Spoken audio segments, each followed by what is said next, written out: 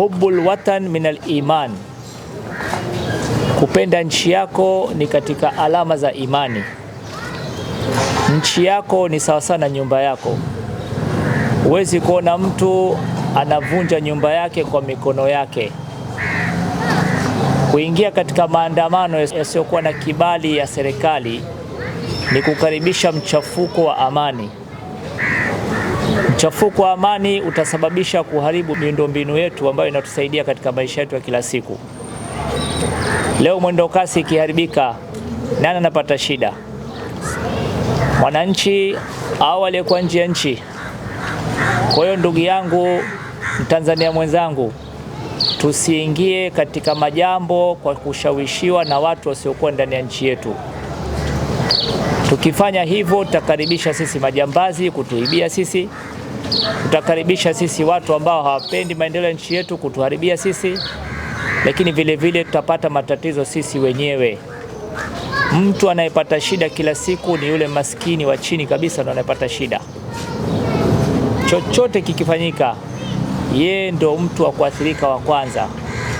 Kwa hiyo tuoneane huruma, tushirikiane katika kupinga jambo hilo lisifanyike katika nchi yetu.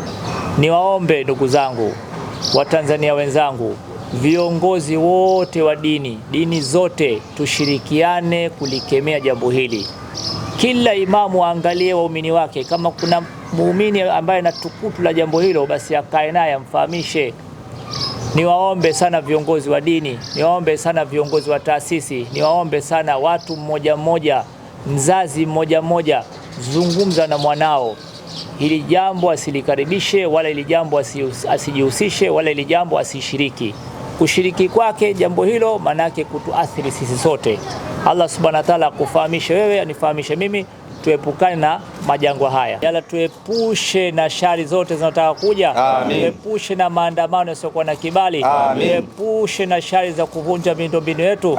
Tuepushe na shari kama iliyotokea Oktoba 29. Yala tunakuomba kwa ukubwa wako tukufu kuwaongoze wale wote ambao wanataka kufanya mambo hayo. Yala wape hidayah, yala waongoze katika njia sahihi, njia ya wale ulioneemesha. Yala sisi tunakuomba amani yetu itunze. Tanzania iendelee kuwa island of peace. Watu wote wanapata shida na kimbilia hapa ya Allah. Sisi tukipata shida tukimbia wapi ya Allah? Yala tuhifadhi na kukimbia katika nchi yetu. Tuhifadhi na balaa katika nchi yetu. Tuhifadhi na shari katika nchi yetu. Allahumma inna naj'aluka fi nuhurihim wa na'udhu bika min shururihim. Wa sallallahu ala habibika wa nabiyika Muhammadin wa ala alihi wa ashabihi wa sallam. Alhamdulillahi rabbil alamin.